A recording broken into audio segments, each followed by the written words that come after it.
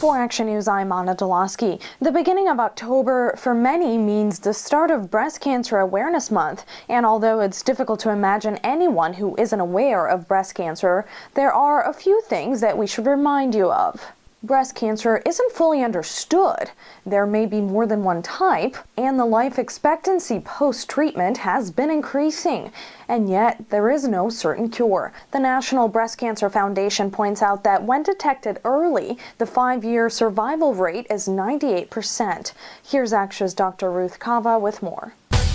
The purpose of this is not to scare people, but to get people to pay attention to early detection and treatment of breast cancer, because the earlier you find it, the less likely it will have spread to other parts of the body, and the more easily it can be treated. The things that people need to be aware of is not to just do random internet searches on breast cancer, because doing that can sometimes get you hooked in with organizations that will tell you that this environmental chemical or that agricultural chemical exposure to these things will cause breast cancer. And there's just no good scientific evidence to support that view. Look at some of the major scientific governmental organizations like the National Cancer Institute for really solid information. And on our website at acsh.org, we have a recent publication that describes the different organizations that are trying to get support from people and which ones are valid to pay attention to, which ones are not.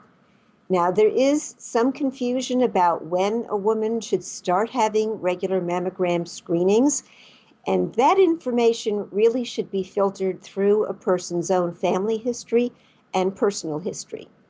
Some of the things we know that increase the risk of breast cancer is having a family history of close relatives who have had or died from breast cancer, the presence of BRCA1 and 2 genes for breast cancer. Obesity can increase the risk of breast cancer. So all these things have to be taken into account, and if they apply to you, then you have to let your healthcare provider know and consider them with his or her support. There are many different kinds of treatment available, and some are better than others for different types of disease. So all of that has to be considered as well.